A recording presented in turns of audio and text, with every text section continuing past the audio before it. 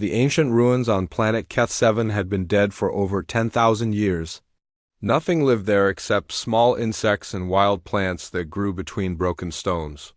The research team from the Galactic Council had been digging through the ruins for 3 months.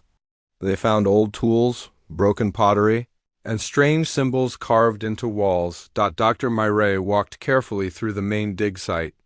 She was human, one of only 12 humans working for the Galactic Council. Most aliens still thought humans were strange and weak. Earth had joined the galactic community just 5 years ago. Many species still did not trust them. "Dr. Myre," called Jex, a tall blue alien with 4 arms. "We found something big. You need to see this." Myre followed Jex down into a deep hole they had been digging. At the bottom, they had uncovered a metal box. It was perfectly square and made of a material that did not rust or break. Strange symbols covered every side of the box. "The symbols match the Vorthan language," said Jex. "But this box is different. It has power. Our scanners show it is still active after all these years." Myre looked at the box closely. The Vorthans had been one of the most advanced species in the galaxy. They had ruled over hundreds of worlds. Then one day they all disappeared. No one knew why. All that remained were empty cities and ruins like this one. "Can we open it?" asked Myre. "We tried everything, but watch this." Jex touched one of the symbols. The box began to glow. A blue light came from inside. Then a voice spoke. It was clear and strong, speaking in perfect galactic standard language. "Warning. This message is for any species that finds it. My name is Doyan. I am the last of the Vorthan people. If you are hearing this, then we are gone. But I must tell you about the greatest danger in the galaxy." Myre felt her heart beat faster. She touched her communication device. "Command, this is Dr. Myre. We need to record this." "It's a message from the Vorthans," the voice continued. "We thought we were the strongest species in the galaxy. We had the best ships, the best weapons, the best technology. We ruled over many worlds. We were proud. We were foolish." The recording paused. Then the voice spoke again, but now it sounded afraid. "They came from a small blue planet in a system called Sol. They called themselves humans. At first we laughed. They were small and weak. They had no claws, no natural armor, no poison. Their technology was thousands of years behind ours. We thought they would be easy to defeat." Myre's blood turned cold. The voice was talking about her people, about humans.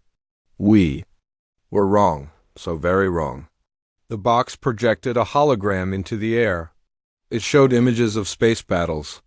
Myre could see Vorthan ships, huge and powerful, fighting against much smaller human ships. But something was wrong with the images. The human ships were winning. "They do not fight like other species," the voice said. "When we destroyed their cities, they built new ones underground. When we killed their leaders, new ones took their place. When we broke their weapons, they made new ones from our own technology." The hologram changed. Now it showed human soldiers fighting Vorthan warriors. The humans were smaller and weaker, but they fought with a wild energy that made no sense. They never surrender. Even when they are dying, they keep fighting. Even when all hope is lost, they find new ways to hurt you. They are like a disease. You cannot kill them all. There are always more. Jex looked at Myre with wide eyes. "This is about your species," he whispered. Myre nodded. She felt sick. "Keep recording," she said. "But the worst part is not their fighting," the voice continued. "The worst part is how fast they learn. In 1 year, they went from using metal swords to building starships. In 2 years, they had weapons better than ours. By the 3rd year, they were teaching us things we had never imagined." The hologram showed a human working on some kind of machine. The human's hands moved quickly, changing the machine in ways that made it work better. They take your technology and make it stronger. They take your ideas and make them better. They never stop improving, never stop growing, never stop learning. The voice was quiet for a moment. Then it spoke again, very softly. "In the end, we could not defeat them. But they did not destroy us either. That would have been kinder. Instead, they made us irrelevant. They became so much better than us at everything that we had no purpose left. Our young people stopped having children. Our scientists stopped inventing. Our artists stopped creating. We just faded away. The hologram disappeared. The voice spoke one last time. If you find this message, and if the humans are still out there, do not fight them. Do not threaten them. Do not try to control them. Leave them alone. They are not evil, but they are dangerous in ways you cannot understand. This is my final warning. I pray you are wiser than we were. The box went dark. The glowing stopped. The dig site was quiet except for the sound of wind blowing through the ruins above. Mireille stared at the box. Her hands were shaking. Send this to the Galactic Council immediately, she said, 2 weeks later. Admiral Juan of the Zephyrian Empire stood in the great council chamber on Station Omega Prime. He was tall and proud, with gray skin and silver eyes. His uniform was covered with medals from many victories. Around him sat representatives from dozens of species, all members of the Galactic Council. The ancient recording had just finished. Playing, the council chamber was silent. Well, said Admiral Juan with a laugh, that was interesting. A ghost story from a dead civilization. Admiral, said Counselor Vex, a small green alien with a worried expression. Perhaps we should take this warning seriously. The Vorthons were very advanced. The Vorthons are gone, said Admiral Juan, destroyed by their own weakness. As for the humans, he looked across the chamber at Dr. Mireille, who sat in the human section. Look at them, one small planet, weak bodies, no natural weapons. They have been part of our community for 5 years and have caused no trouble. Dr. Mireille stood up. Admiral Juan, with respect, we do not want any trouble. Earth seeks only peace and friendship with all species.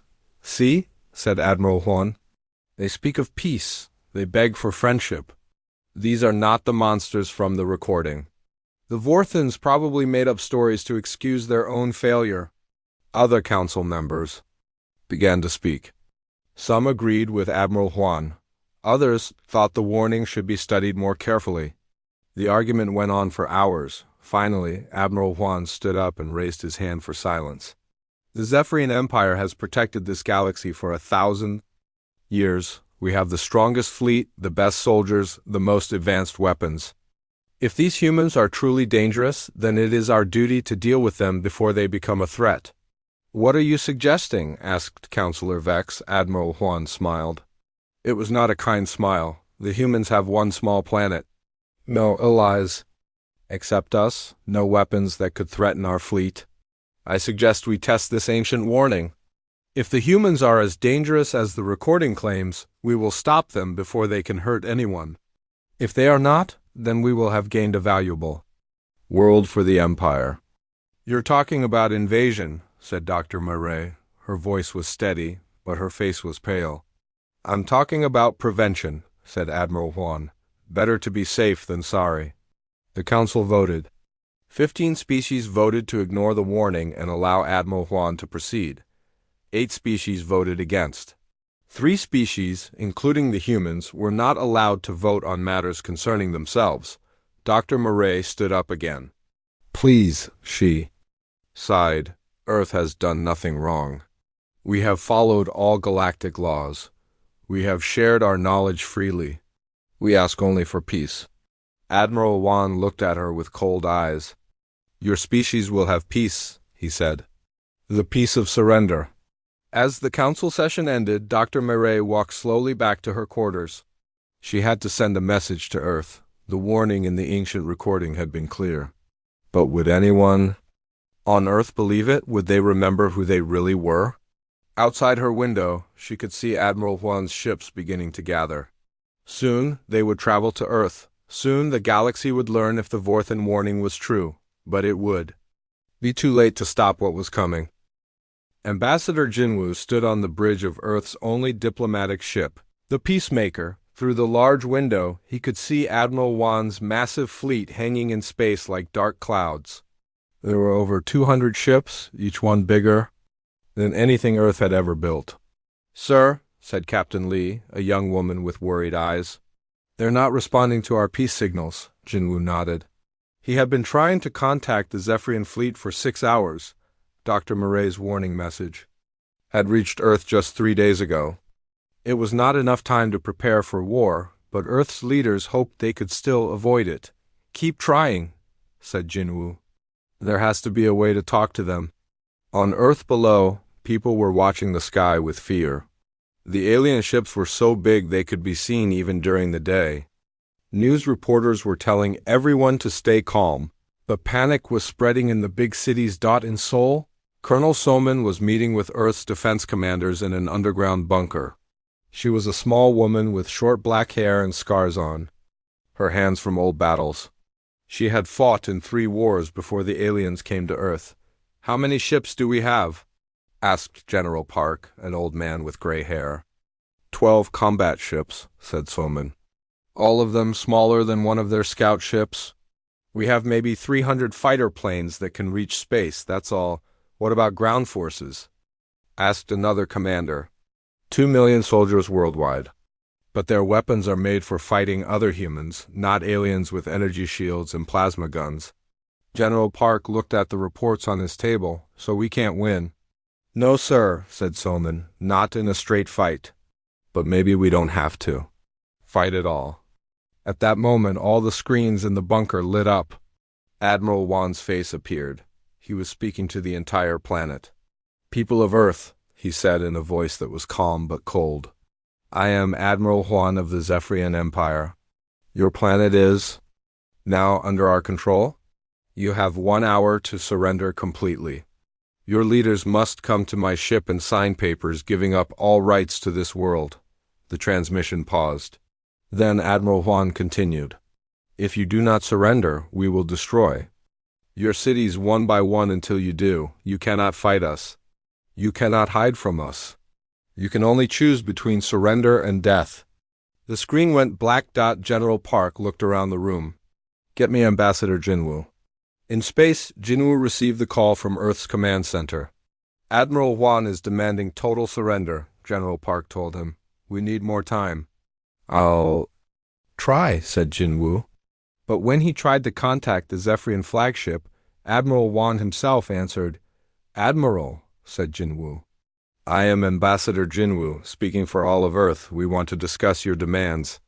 There's nothing to discuss, said Admiral Huan. Surrender or die. You have 45 minutes left. Please, said Jinwoo. Let us talk. Earth has done nothing wrong. We have been peaceful members of the galactic community. Why are you doing this? Admiral Huan's eyes were cold. Because you are dangerous. Better to stop a threat before it grows too large. But we're not a threat, said Jinwoo. We just want to live in peace. That's what all threats say, said Admiral Huan. 30 minutes left. The transmission ended. On Earth, in a small engineering workshop in Tokyo, a woman named Bora was working with her team. She was young, maybe 25, with oil stains on her clothes and tired eyes. For the past 3 days, she had been trying to understand alien technology from the few pieces Earth had. The energy source is completely different from ours. She said to her assistant, Taeyun. He was even younger, just out of university. But I think I understand how it works. Can we copy it? Asked Taeyun. Maybe, but not in 30 minutes. Bora looked at the clock on the wall. We need more time. At that moment, the lights went out. Emergency power came on a few seconds later. Through the window, they could see flashes of light in the sky. The attack had begun. Admiral Huan had kept his promise. His ships were firing at major cities around the world. New York, London, Beijing, Mumbai, all were under attack. But the aliens were not trying to destroy everything at once. They were being careful, destroying only military targets and government buildings. They want us to surrender, not die, said Colonel Soman as she watched the attack reports. That gives us an advantage. How? Asked General Park. If they wanted us all dead, they would have destroyed the whole planet already, but they want something from us. Maybe workers, maybe resources. That means they need to keep most of us alive. Another explosion shook the bunker. Soman looked at the map showing where the aliens were attacking. They're avoiding civilian areas, she said. And they're not attacking our industrial centers. They want to capture Earth, not destroy it. So what do we do? Asked General Park. Soman smiled. It was not a happy smile. We give them a war they don't expect. In space, young pilot Taiyun was climbing into one of Earth's few space fighters. He had volunteered for a mission that everyone knew was suicide. Along with 11 other pilots, he was going to attack the alien fleet. Remember, said his squadron leader over the radio. We're not trying to win, we're trying to learn. Find out how their shields work, how their weapons work, how their ships move. The information might help others later. Taiyun started his engine. Understood, sir. The 12 small fighters flew toward the massive alien fleet. They looked like insects flying toward a mountain. The alien ships began shooting at them immediately. The weapons were beams of pure energy that could cut through metal like paper. 3 fighters were destroyed in the first minute. Then 2 more. Taiyun flew his ship in crazy patterns, trying to avoid the energy beams while getting close enough to attack. Their shields are stronger in front, he reported over the radio. Try attacking from the sides. Another fighter exploded. Then another. Soon only Taiyun and 2 others were left. But they had learned something important. The alien shields had weak spots, and their ships were slower than Earth's fighters. This is Taiyun, he said into his radio. I'm going to try something. Tell command that their big ships can't turn quickly. Taiyun aimed his fighter at the largest alien ship, Admiral Huan's flagship. He flew straight at it, faster than he had ever flown before. The alien gunners tried to hit him, but he was too small and too fast. At the last second, Taiyun fired. Every weapon his ship had at the same spot on the alien ship's hull. The missiles and energy blasts hit the shield at exactly the same place. For just a moment, the shield flickered and failed. Taiyun's ship crashed into the alien hull and exploded. The explosion was not big enough to destroy the flagship, but it was big enough to damage it. Lights went out in several sections of the ship. On the bridge of his flagship, Admiral Huan felt the ship shake. Report, he ordered. Minor damage. To Section 7, said his aide. The human fighter got through our shields. Admiral Huan was surprised. No enemy had ever gotten through Zephyrian shields before. How is that possible? The pilot concentrated all his weapons on one small area. The shield overloaded for a few seconds. Admiral Huan looked at the burning wreckage of Taiyun's fighter. Clever, he said quietly. Then he raised his voice. Increase shield power and begin bombing the civilian areas. If they want to play games, we'll show them what real war looks like. On Earth, Colonel Soman received reports of the space battle. 3 alien ships had been damaged by the suicide attack. It was not much, but it was something. They can be hurt, she told her commanders. Their technology is better than ours, but it's not magic. We can fight them. But for how long? Asked General Park. Soman looked at the reports coming in from around the world. The aliens were now bombing cities. Millions of people were fleeing into the countryside. But they were also fighting back in ways the aliens had not expected. In New York, construction workers were using their machines to dig tunnels for soldiers to hide in. In London, factory workers were building weapons from alien wreckage. In Beijing, computer programmers were trying to hack into alien communication systems. The aliens think this will be easy, said Soman. They think we'll surrender after a few days of bombing. But they don't understand humans. What do you mean? Asked General Park. Soman smiled again. This time it was a dangerous smile. They think we fight like other species. They think we follow rules and logic, but humans don't fight fair. We fight to win, no matter what it takes. She pointed to a map of the world where red dots showed alien landing sites. They're sending troops to the surface. They want to capture our leaders and important buildings. But they're splitting up their forces. That's their first mistake. And their second mistake? Asked General Park. They landed on Earth, said Soman. Now they have to fight us on our world, with our rules. And we've been fighting wars on this planet for thousands of years. Outside the bunker, air raid sirens were wailing. Alien ships flew overhead, dropping soldiers into the city. But in the tunnels below, Colonel Summon's forces were already moving into position. The real war was about to begin. 3 weeks had passed since the invasion began. Admiral Huang stood in his command center, looking at reports that made no sense. His fleet controlled Earth's skies. His troops held every major city. But somehow the humans were still fighting. "Sir," said Commander Kex, his second-in-command, "we've lost another supply convoy. That's the 5th one this week." "How?" asked Admiral Huang. "The humans have no ships left. No heavy weapons. How are they destroying our convoys?" "They're using our own weapons against us, sir. Somehow they've learned to operate our equipment." Admiral Huang felt a cold feeling in his stomach. The ancient Vorthan warning echoed in his mind. They take your technology and make it stronger. In a hidden laboratory. Beneath the ruins of Tokyo University, Dr. Kyung-min was working with pieces of alien technology. She was a small woman with thick glasses and hands that never stopped moving. Around her, other scientists and engineers worked day and night. "The power cell is the key," she said to her team. "Their entire technology depends on these energy sources. If we can understand how they work, we can build better weapons." Kyung-min had been studying alien technology for 3 weeks. What had taken the aliens centuries to develop, she was learning in days. The secret was not just copying their work, but improving it. "Look at this," she said, holding up a modified alien energy cell. "Their design is good, but they waste 30% of the power. I've fixed that problem." Her assistant, a young man named Dong-hae, looked worried. "Are you sure it's safe?" "Safe enough," said Kyung-min. She connected the modified power cell to an alien weapon. The weapon glowed brighter than before. When she fired it at a metal target, it cut through the steel like it was paper.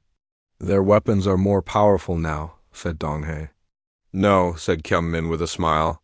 "Our weapons are more powerful now." Above ground, in the occupied city of Seoul, Nari was leading her resistance cell through the subway tunnels. She had been a history teacher before the war. Now she was one of the most wanted humans on Earth. "Remember," she whispered to her team of 12 fighters, "we hit fast, take their equipment, and disappear. Don't try to fight their soldiers directly. We're not strong enough yet." The resistance fighters moved silently through the dark tunnels.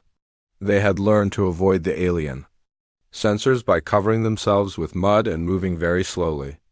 The aliens had advanced technology, but they didn't understand Earth cities like humans did. They climbed up through a maintenance tunnel and found themselves behind an alien supply depot. 6 alien soldiers were guarding boxes of weapons and equipment. "Now," whispered Nari, "the humans attacked from 3 directions at once. They used alien weapons they had captured in earlier raids." The alien guards were surprised and confused. In 30 seconds, the fight was over. "Take everything," said Nari. "Weapons, equipment, even their food. Leave nothing." As they loaded the stolen supplies, one of her fighters asked, "Nari, how did you know they would only have 6 guards?" "Because I've been watching them for 2 weeks," she said. "Aliens think like machines. They follow patterns. Once you understand their patterns, you can predict what they'll do." This was something the aliens had not expected. Humans didn't just fight with weapons. They fought with their minds. In what used to be New York City, a man named Yeho was teaching other humans how to make bombs from household items. He had been a businessman before the war, selling computers and phones. Now he was an expert in guerrilla warfare. "The aliens have better weapons," he told a group of 20 students. "But they don't understand human creativity. We can turn anything into a weapon." Yeho showed them how to make explosives from cleaning chemicals and fertilizer. He taught them how to build remote controls from old phones and radios. Most importantly, he taught them how to think like guerrilla fighters. "Never attack when they expect it," he said. "Never attack where they expect it. Always have 3 escape routes planned. And remember, we're not trying to win big battles. We're trying to make them afraid." One of his students, a teenage girl named Hannah, raised her hand. "But they have shields and armor. How can our small bombs hurt them?" Yeho smiled. "Their shields protect them from energy weapons and bullets. But they're not designed to stop pressure waves from explosions. A bomb that goes off underneath their feet will still hurt them. That night, Hana and 5 other students planted bombs under the road where alien patrols always walked.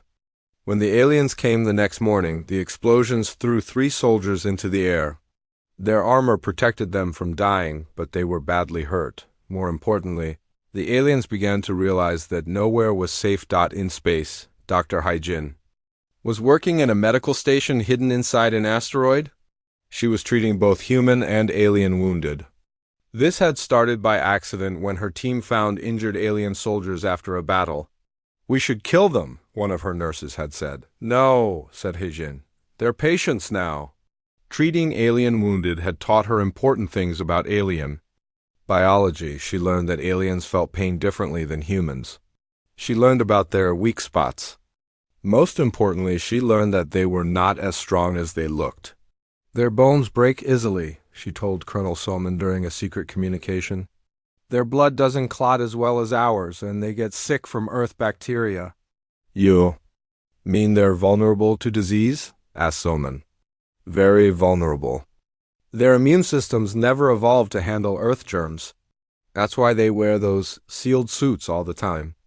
This information was passed to resistance cells around the world. Soon, humans were using biological warfare in ways the aliens had never imagined. Meanwhile, Admiral Huan was receiving reports that made him angry and worried at the same time. "Sir," said Commander Kex, "the humans have attacked 17 supply depots this week.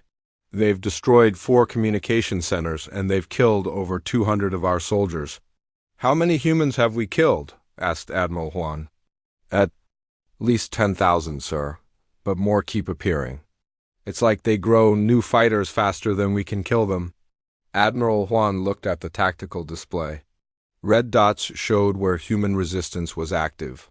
3 weeks ago, there had been only a few red dots. Now the entire planet was covered with them. "They're not fighting like a proper army," he said. "They have no central command, no supply lines, no organized structure. How can we defeat an enemy that has no center to destroy?" "Sir," said another officer, "perhaps we should consider the orbital bombardment option. We could destroy the entire planet." "No," said Admiral Huan quickly. "The Empire needs this world, the resources, the location, the humans themselves." He didn't want to admit it, but Admiral Huan was beginning to see why the Galactic Council had been interested in humans. They were proving to be remarkable in ways he had not expected. "Sir," said Commander Kex, "there's something else." "Our intelligence?" "Reports that the humans have started building their own spacecraft." "That's impossible. We destroyed all their factories." "They're not using factories, sir. They're building ships in caves, in subway tunnels, in hidden workshops, and they're using our technology to do it." Admiral Huan felt the cold feeling in his stomach grow stronger. On the main screen, he could see a recording from one of his scout ships. It showed a human spacecraft attacking a Zephyrian patrol. The human ship was small and crude-looking, but it was fast and its weapons were powerful. "How did they build that so quickly?" he asked. "We don't know, sir, but it destroyed 2 of our ships before escaping." Admiral Huan thought about the Vorthan. Warning again, in 1 year, they went from using metal swords to building starships. "Double the patrols," he ordered. "Triple the guards on our supply convoys, and find out where they're building these ships." But Admiral Huan was learning what the Vorthans had learned 10,000 years ago. Fighting humans was like fighting water. You could dam it in one place, but it would always find another way through. In her underground laboratory, Dr. Kim Min was working on her latest project. She had taken apart an entire alien ship and was rebuilding it with human improvements. "The alien design is too complex," she said to her team. "They use 10 parts where we would use 3. They're more advanced, but we're more efficient. How much faster can we make it?" asked Dong Hae. 50% faster, said Kyung Min. "Maybe more. And I figured out how to make their shields work better too." She pointed to a display that showed her modifications. "Aliens think in straight lines? They build everything to be perfect and predictable, but humans think in curves and angles. We make things that work, even if they're not perfect. When will it be ready? Asked Dong-hae. Kyungmin looked at her work with pride. Tomorrow.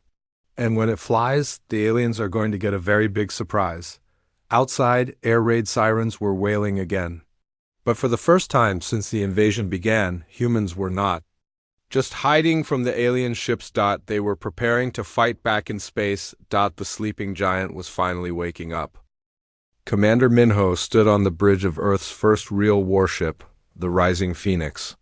It had been built in secret tunnels beneath the Swiss mountains using stolen alien technology and human engineering.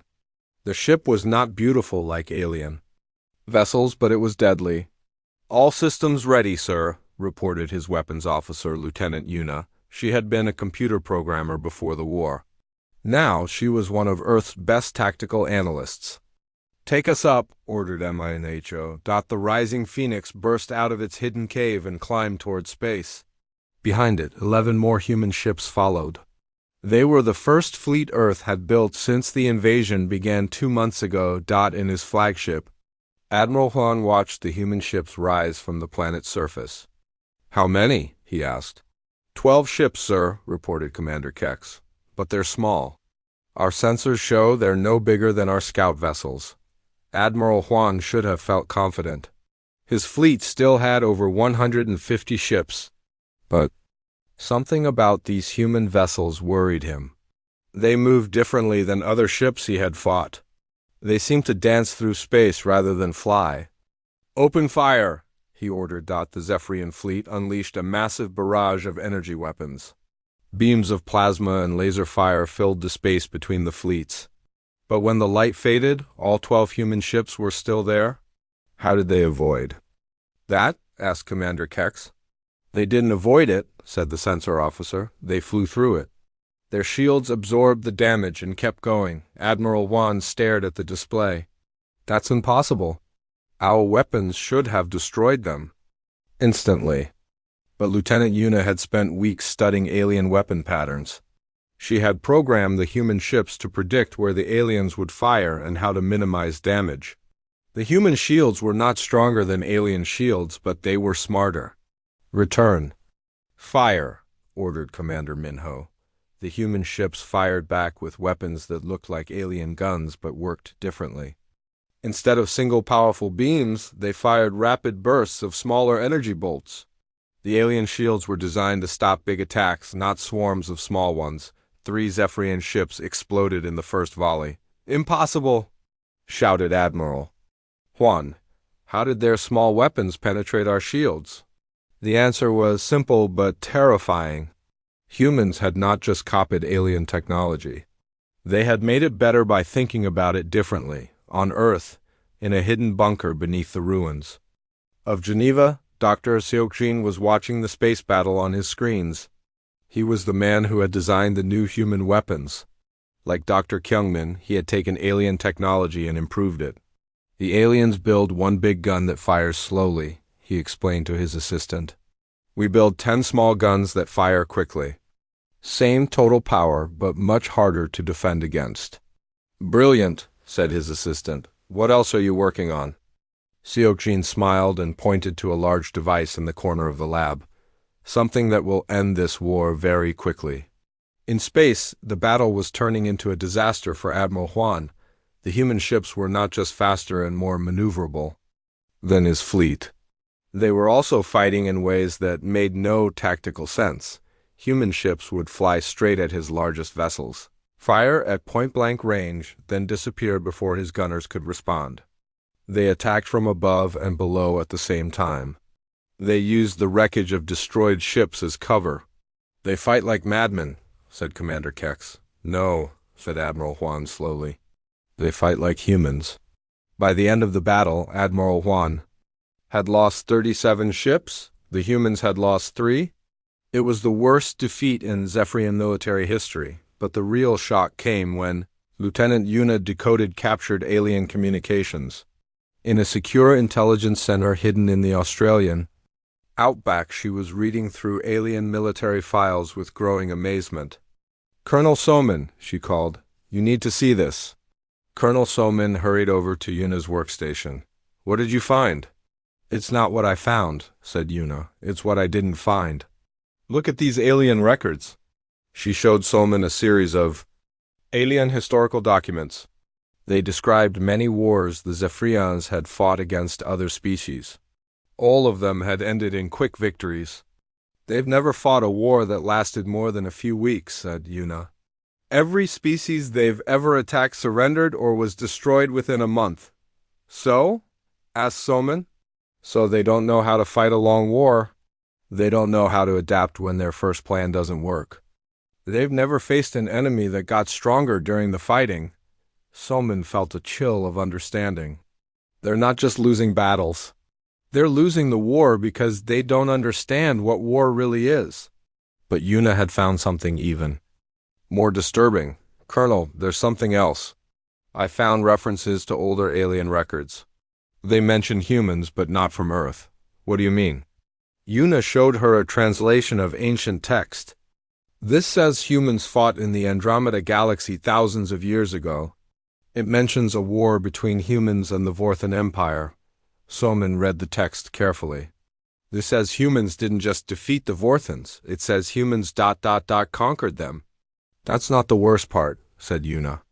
According to this, humans aren't originally from Earth. This says we're from somewhere else, and we came to Earth after we defeated the Vorthans. Soman felt the world spinning around her. You're saying we're not natives of Earth? We're conquerors, who forgot our own history. That's what these records suggest, said Yuna. And if it's true, then Admiral Wan isn't just fighting Earth humans. He's fighting a species that once conquered half the galaxy. Meanwhile, deep in the mountains of Tibet, a former prisoner of war named Jisoo was escaping from an alien detention camp. She had been captured during the first week of the invasion, but she had learned important things during her imprisonment. The aliens were not as united as they appeared. Different groups within their fleet disagreed about how to handle the human problem. Some wanted to destroy Earth completely. Others wanted to study humans. A few were even beginning to fear them. The young alien soldiers are scared, she reported to resistance leaders after her escape. They've heard stories about what happened to their fleets in other systems. They know they're losing? Other systems? Asked the resistance commander. The war isn't just happening here, said Jisoo. Humans have been fighting back all over the galaxy. Earth was supposed to be a quick victory to boost alien morale. Instead, it's become their worst nightmare. Back in space, Admiral Wan was receiving reports that confirmed his worst fears. Human fleets had appeared in 12 other star systems. Somehow, in just 2 months, humans had built a space navy that was challenging Zephyrian forces everywhere. How is this possible? He asked his staff. 2 months ago, they had no space fleet at all. Sir, said his intelligence officer, we believe they had hidden fleets all along.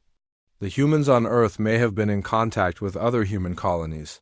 Admiral Wan thought about this. You mean Earth was not their only world? No, sir.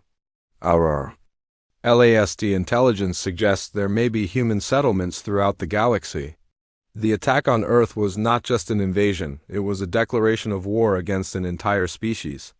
Admiral Huan felt the cold fear in his stomach turn to ice. He remembered the Vorthan warning. They are not evil, but they are dangerous in ways you cannot understand. Now he was beginning to understand, on Earth. Dr. Seokjin was putting the finishing touches on his secret weapon. It was not a gun or a bomb. It was something much more dangerous to the aliens. Are you sure this will work? Asked his assistant. Oh yes, said Seokjin. The aliens depend on their technology too much. They've forgotten how to fight without it. This device will remind them what it's like to be helpless. He activated the device. Across the solar system, every alien ship suddenly lost power. Their engines stopped. Their weapons went silent. Their shields failed. What did you do? Asked his assistant in amazement. I turned off their technology, said Seokjin with a smile. All of it. Now let's see how well they fight with sticks and stones. In his powerless flagship, Admiral Juan sat in darkness and finally understood what the Vorthons had tried to warn the galaxy about. Humans were not just another species. They were something else entirely. Something that turned every advantage against itself. Something that grew stronger with every challenge. Something that could not be defeated because it did not know how to give up. The war was about to enter its final phase, and Admiral Juan was no longer sure who the real monsters were. Admiral Dong Yun stood on the bridge of the human flagship Indomitable, watching the Zephyrian fleet retreat toward their home system. It had been 6 months since the invasion of Earth began. Now human fleets were chasing the aliens across half. "The galaxy, sir," reported his communications officer. "We've received surrender offers from 3 more Zephyrian colonies. They want to negotiate." "Tell them the same thing we told the others," said Dong Yun. "Surrender unconditionally, or we keep fighting." The human admiral was not a cruel man, but he had seen what the aliens did to Earth's cities. He had seen the bodies of children killed in the first bombing runs. Mercy was a luxury Earth could not afford until the threat was completely eliminated. On the planet New Geneva, diplomat Yunji was trying to prevent the war from spreading even further. She met with representatives from other alien species, trying to convince them not to join the fight against humanity. "Please understand," she said to the Council of Alien Ambassadors. "Humans do not want to conquer the galaxy. We just want to make sure this never happens again." "But you're destroying entire fleets," protested Ambassador Vec of the Centauri Republic. "Your ships appear from nowhere and vanish like ghosts." "How do we know you won't attack us next?" Yunji sighed. It was hard to explain human warfare to species that had always fought conventional battles. "We fight the way we do because we have to. The Zephyrians gave us no choice but to become dangerous." "You've become too dangerous," said another ambassador.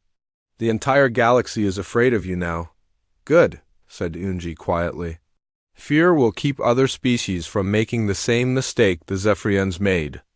Meanwhile, in the deep space between star systems, Commander Sangwoo was leading a special operations team on an impossible mission. They had to capture a Zephyrian command ship without destroying it.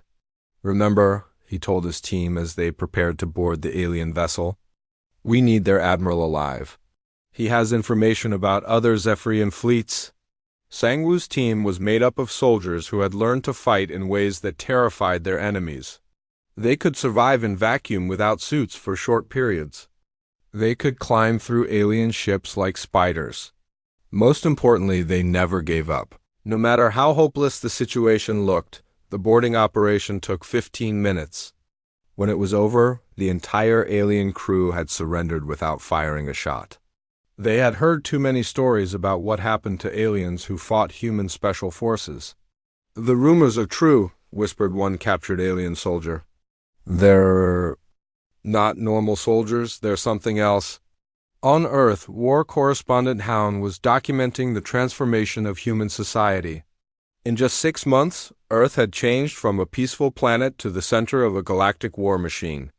"The factories never stop," she wrote in her report. 24 hours a day, humans are building ships, weapons, and equipment. Children learn mathematics by calculating missile trajectories. Old people who can barely walk are designing new battle tactics.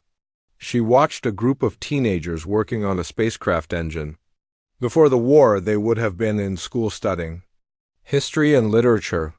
Now they were building weapons that could destroy alien cities. "The most disturbing part," she continued writing, "is how natural this seems to them. It's as if humans were always meant to be warriors.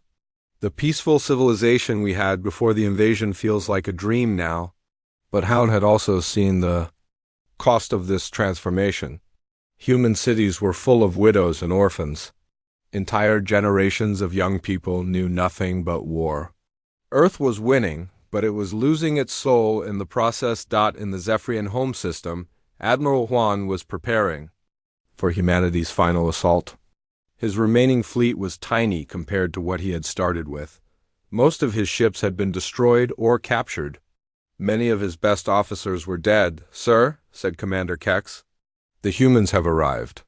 Through the bridge windows, Admiral Juan could see the human fleet approaching.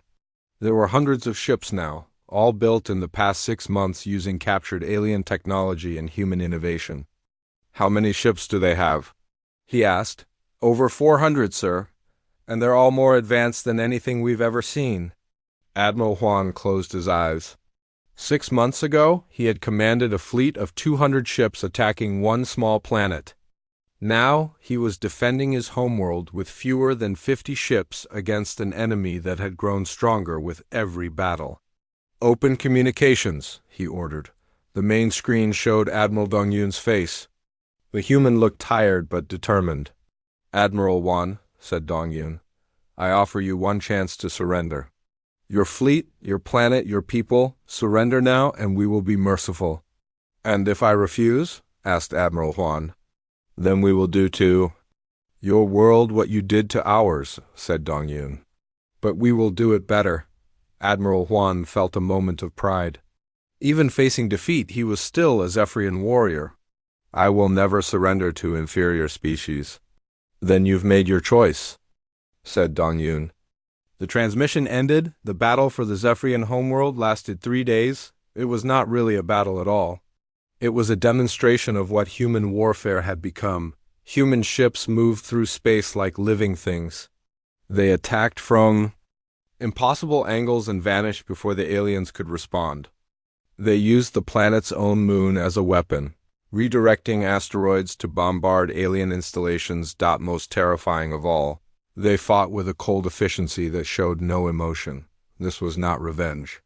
This was simply the logical conclusion of a war the Zephyrians had started. On the second day, the alien planetary defense grid was destroyed. On the third day, all orbital stations were captured or eliminated. By the end, Admiral Juan's fleet was completely surrounded. "Sir," said Commander Kex, "we have no choice. We must surrender." Admiral Juan looked at the tactical display. Raid. Dots showed human ships in every direction. His own forces were reduced to a handful of damaged vessels. "Signal surrender," he said quietly, but as the Zephyrian ships powered down their weapons, something unexpected happened. The human fleet did not move in for the kill. Instead, they waited. "What are they doing?" asked Commander Kex. Admiral Juan was wondering the same thing. Then he understood. "They're giving us time to think about what we've done." For 6 hours, the human fleet simply waited in space around the defeated Zephyrian homeworld. They could have destroyed every alien city, killed every alien civilian, wiped out the entire species. But they did single quotes d. Instead, they waited. Finally, Admiral Dongyun's voice came over the communication system. But this time, he was speaking to the entire planet, not just the military. "People of Zephyr Prime," he said. 6 months ago, your leaders decided to attack Earth. They thought humans were weak and easy to defeat. They were wrong. The transmission was being broadcast to every home, every city, every person on the planet. "We could destroy your world right now," Dongyun continued. "We have the power, we have the weapons, we have the right, but we choose not to. Do you know why?" The planet was silent, waiting for his answer. "Because we are not you," said Dongyun. "We do not attack the innocent. We do not kill for pleasure. We do not destroy for the sake of destroying. We fight only when we have no choice." Admiral Juan felt something he had not expected: shame. "Your military leaders will be tried for war crimes," Dongyun continued. "Your government will be replaced.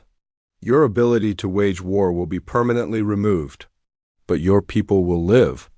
Your children will grow up. Your civilization will continue." The transmission paused. "Remember this day," said Dongyun. "Remember that humans had the power to destroy you completely and chose mercy instead. Remember that the next time someone tells you that humans are monsters." The communication ended. The human fleet began to withdraw to a safe distance. The war was over. In his command center, Admiral Juan sat alone, thinking about the Vorthan warning he had ignored. The ancient voice echoed in his memory: "They are not evil, but they are dangerous in ways you cannot understand."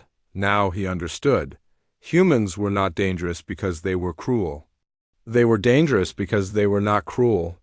They could have destroyed the Zephyrian species completely, but they chose not to. That choice made them more terrifying than any monster could ever be, because it meant they were not monsters at all. They were something much worse, that they were judges. Commander Woodgen stood on the observation deck of the human command ship, looking down at the Zephyrian homeworld. The planet looked peaceful from space, but he knew that billions of aliens lived there in fear, waiting to learn their fate. Beside him stood Dr. Soyan, a philosopher and ethicist who had been advising human military leaders throughout the war. She was one of the few people trying to help humanity remember its moral values during the fighting. "What happens now?" asked Woodgen. "We've won the war. We've defeated their fleet. We control their planet. What do we do with that power?" That's the most important question anyone has ever asked," said Soyan. "It will define what humanity becomes." In a detention center on the human flagship, former Admiral Juan was being held as a prisoner of war. His cell was comfortable but secure. He had been waiting for 3 days to learn his fate. The door opened and a human guard entered. With him was another alien, a Zephyrian civilian named Hyunwoo, who had been captured during the early fighting but treated well by his human captors. "Admiral," said Hyunwoo, "the humans want you to see something." Juan was taken to a viewing chamber where he could see the planet below. Human ships were landing on the surface, but they were not bombing cities or attacking civilians. Instead, they were delivering food, medical supplies, and emergency equipment. "I don't understand," said Juan. "Why are they helping our people?" "Because," said Hyunwoo, "they are not like us." On the planet's surface, human soldiers were working with Zephyrian civilians to repair damage from the war. Lieutenant Minju, a young engineer, was showing alien workers how to fix their water treatment plant. "The humans destroyed our orbital defenses," one alien worker said to another. "But now they're fixing our cities. It makes no sense." Minju overheard them. "We only destroyed military targets," she said in careful Zephyrian language. "We never wanted to hurt innocent people." "But we are your enemies," said the alien worker. "No," said Minju. "Your leaders were our enemies. You are just people trying to live your lives." This was the difference the aliens were struggling to understand. Humans could separate military enemies from civilian populations. They could fight a total war while still maintaining moral principles. In the capital city of Zephyr Prime, a young leader named Dayun was preparing to address the Galactic Council. She had been chosen to represent humanity in the peace negotiations that would reshape the galaxy. Dayun was only 28 years old, but she had lived through the entire war. She had seen humanity transform from a peaceful species into a galactic superpower. Now she had to help decide what humanity would do with that power. "The galaxy is afraid of us," she said to her advisors. "They think we'll become conquerors like the old human empire that destroyed the Vorthans." "Maybe they're right to be afraid," said one advisor. "We have the strongest fleet in the galaxy now. We could rule everything." Dayun looked out the window at the alien civilians going about their daily lives under human occupation. "Power without wisdom is just tyranny," she said. "We need to be better than that." The next day, Commander Woodgen called a meeting of all senior human officers. They gathered in a conference room aboard the flagship to decide the fate of the Zephyrian species. "We have several options," said Woodgen. "We could execute their leaders and rule their planet directly. We could destroy their ability to build spacecraft and leave them isolated. Or we could try something different." "What do you mean?" asked Admiral Dong Hyan. Dr. Soyan stepped forward. "We could make them our partners instead of our subjects." The room was silent. The idea seemed crazy after everything the Zephyrians had done. "They attacked us without provocation," said one officer. "They bombed our cities. They killed our people. Why should we trust them?" "Because," said Soyan, "mercy is not about what they deserve. It's about who we choose to be." The debate continued for hours. Some officers wanted harsh punishment for the Zephyrians. Others wanted to simply leave and never return. But gradually, a different idea began to emerge. "What if we Made them earn their freedom? Suggested Commander Sangwoo. Not through punishment, but through proof that they've learned from their mistakes? 3 days later, Dayun stood before the assembled Galactic Council. Representatives from dozens of species had gathered to hear humanity's decision about the Zephyrian homeworld. Honored delegates, began Dayun. 6 months ago, the Zephyrian Empire attacked Earth without warning or justification. They killed millions of innocent people. They tried to conquer our world and enslave our species. The council chamber was silent. Everyone expected to hear a declaration of Zephyrian destruction. Today, humanity has the power to destroy the Zephyrian species completely, Dayun continued. We could wipe them from existence. We could take their worlds and resources. We could make them pay for what they did. She paused and looked around the chamber. We choose not to. Gasps echoed through the chamber. Several alien delegates began, talking at once. Instead, said Dayun, raising her voice, we offer the Zephyrian people a chance to rebuild. Their military leaders will be tried for war crimes. Their war fleets will be dismantled. But their civilians will be free to create. A new government, a new society, a better future. Why? Called out Ambassador Vec. Why show mercy to those who showed you none? Dayun smiled sadly. Because we found something in the ruins on Keth 7, ancient records that told us the truth about humanity's past. She activated a holographic display that showed images from the Vorthan archives. 10,000 years ago, humans were conquerors. We ruled an empire that stretched across the galaxy. We were powerful, advanced, and completely without mercy. When species opposed us, we destroyed them utterly. The images showed the ruins of ancient civilizations destroyed by human weapons. The Vorthans tried to warn other species about us, but they were not destroyed by human cruelty. They were destroyed by human indifference. We became so powerful that we forgot other species even mattered. Dayun looked directly at the Zephyrian delegates. That empire fell because power without compassion always falls. The humans who built it forgot what made them human in the first place. They became monsters. She turned to address the entire council. We will not make that mistake again. We choose mercy not because the Zephyrians deserve it, but because we refuse to become what we once were. Former Admiral Huan was brought before the council to hear the human decision. He expected to be sentenced to death or life imprisonment. Instead, Dayun offered him something unexpected. Admiral Huan, she said, you will stand trial for your war crimes. If convicted, you will serve time in prison. But after you have paid for what you did, you will be free to help rebuild your civilization. Huan was confused. I started a war that killed millions of your people.